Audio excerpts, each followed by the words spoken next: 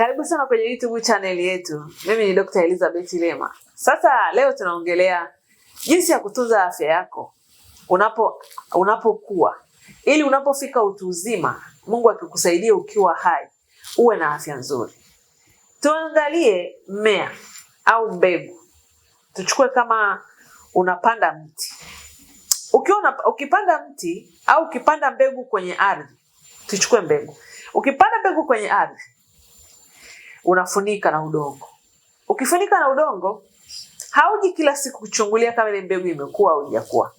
Unachokifanya pale wewe ni kupatia ile mbegu mahitaji sahihi ili ile mbegu iweze kuota. Hayo mahitaji sahihi ni nini? Ni mbolea, ni maji, inahitaji mwanga wa jua na vitu mbalimbali ili ile mbegu iweze kuota. Tunasema ecosystem. Mfumo mzima wa ecosystem utaruhusu ile mbegu iweze kuota. Sasa wewe, afya yako haina tofauti kubwa na mfumo wa asili wa mimea, wanyama na vitu mbalimbali kwenye nature. Mwili wako unahitaji vitu sahihi ili uendelee kujitengeneza, kujilinda na kupambana na changamoto za mabadiliko ya mazingira na hali ya hewa. Vitu gani mwili wako unahitaji? Kitu cha kwanza, mwili wako unahitaji mazingira mazuri yatakao uwezesha kupumzika. Watu wengi wanalala lakini hawapumziki. Mwisho wa siku, baada ya muda mrefu wanapopata magonjwa ya cardiovascular, magonjwa ya moyo, magonjwa ya pressure, wanaanza kuhangaika kwa sababu walitengeneza haya magonjwa muda mrefu bila kujua. Mtaalamu mmoja alisema hivi, ukiwa unachelewa kulala masaa 2 kila siku, miaka 10 ina nafasi kubwa sana ya kukusababishia magonjwa ya pressure au magonjwa ya moyo. Kwa hiyo kitu cha kwanza, hakikisha unalala mapema. Hiyo ni component ndani ya component au ya vitu mbalimbali ambavyo vitakusaidia kuwa na afya. So lala mapema, lala masaa 7 mpaka 8. Kama unaweza kulala hata masaa 9, good of you. Mwili wako una rejuvenate, mwili wako una detox, mwili wako unapata nafasi ya kuondoa sumu. Kitu cha pili, ulishe mwili wako virutubisho. Tumezungumzia mimea. Mimea tunasema ni cell structure au mimea ni seli, ni sehemu ya seli. Na miili yetu ni seli. Sasa ili kurepea mwili wako, lazima utumie spare part inayofanana na wewe. Na kitu cha kwanza kabisa ni kula vyakula ambavyo ni vya mimea vinavyosaidia uzalishaji wa seli kwenye mwili wako. So, kitu cha pili, unapokula chakula cha mimea isiwe processed.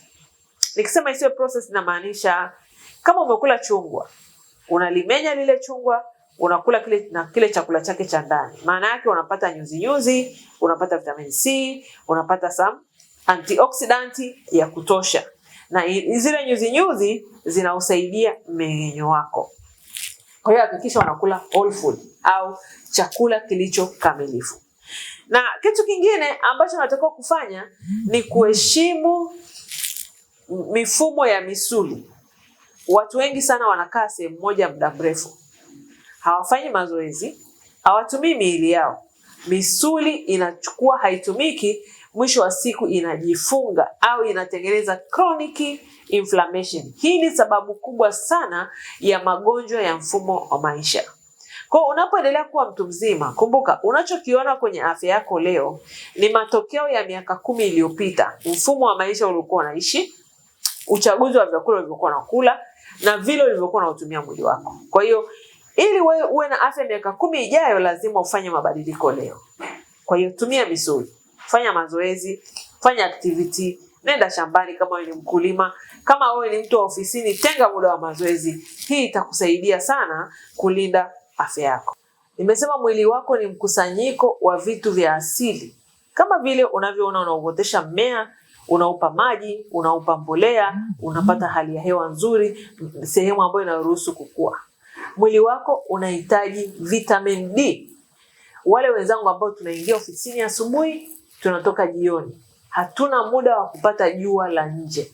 Jamani, tenga muda wa kupata jua la asubuhi kuanzia saa 12 mpaka saa 5 asubuhi, ili jua kwa dakika 10, dakika 20, nusu saa kila siku itakusaidia sana. Na kama wewe umekuwa mtu mzima na umekuwa na mfumo wa kutokupata nafasi ya kupata jua la asubuhi, hakikisha unapata vitamin D3. Sasa hapo unahitaji mtaalamu wa afya akusaidie kujua vitamini hiyo utaitumia vipi na kwa mazingira gani.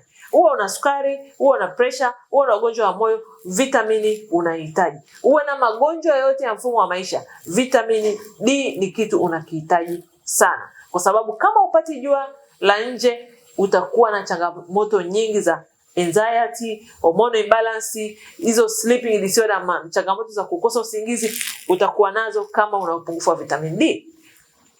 Jambo lingine, kuna mfumo kwenye miili yetu unaitwa limbic system.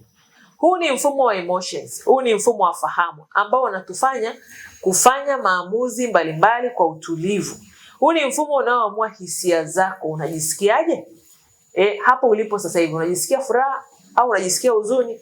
Unakosa focus, unakuwa confused, unasema brain fog. Hii inasababishwa na mfumo wa limbic system kuwa na changamoto. Na mfumo wa limbic system, mpaka unapopata changamoto, maana yake wewe umekuwa na hormone imbalance ya muda mrefu.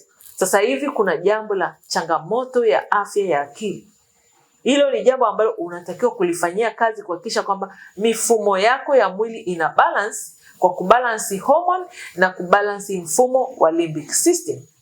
Hii mifumo haibalansiwi na dawa, inabalansiwa na ulaji sahihi wa chakula, virutubisho. Na hapa ukipata mtaalamu sahihi wa matumizi ya dawa asili, akakusaidia kubalansi mfumo wa homoni na kuwasaidia hisia zako kuwa sawa, mwili wako utarespondi kwenye vitu mbalimbali.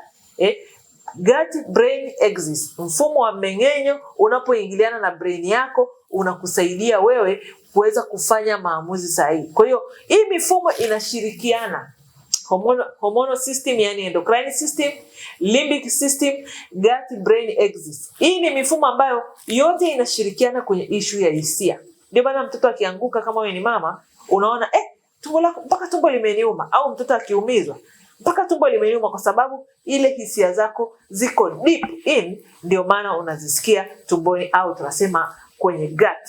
Kwa hiyo pata maarifa sahihi, ongea na wataalamu sahihi kuweza kubalansi hii mifumo mitatu ya hisia, ambayo itakusaidia kubalansi mwili wako wote. Yani ukibalansi hormone, maana yake umebalansi endocrine system, maana yake umebalansi limbic system, maana yake umebalansi gut brain axis. Kwa maana kwamba mfumo wako wa mmeng'enyo utakuwa unafanya vizuri, mfumo wako wa fahamu utakuwa unafanya vizuri, na mfumo wako wa hormone utakuwa unafanya vizuri. Ni Dr. wako Elizabeth Lema, naturopathic doctor kutoka Cornwall, Tanzania.